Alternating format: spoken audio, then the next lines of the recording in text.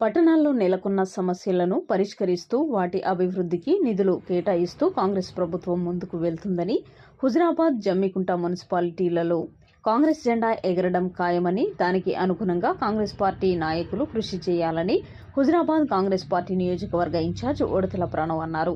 మంగళవారం హుజురాబాద్ పట్టణంలోని కాంగ్రెస్ పార్టీ కార్యాలయంలో, జమ్మికుంట పట్టణంలోని వినాయక గార్డెన్స్లో ప్రణవ్ అధ్యక్షతన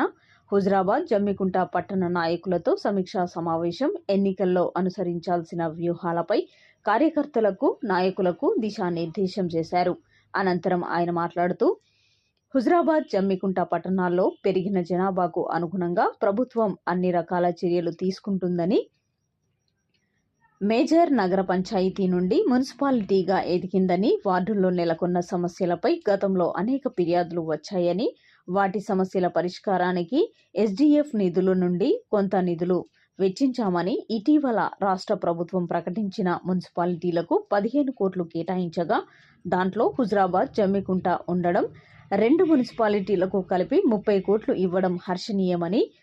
ఆ నిధుల్లో భాగంగా పట్టణంలో ఉన్న అనేక సమస్యలకు మాస్టర్ ప్లాన్ రూపొందించామని తెలిపారు. దాంతోపాటు జమ్మికుంట, హుజురాబాద్ ప్రభుత్వ ప్రధాన ఆసుపత్రులకు 15 లక్షల చొప్పున మొత్తం 30 లక్షల నిధులు కేటాయింపు లాంటి పనులు శరావేగంగా పూర్తి చేశామని తెలిపారు.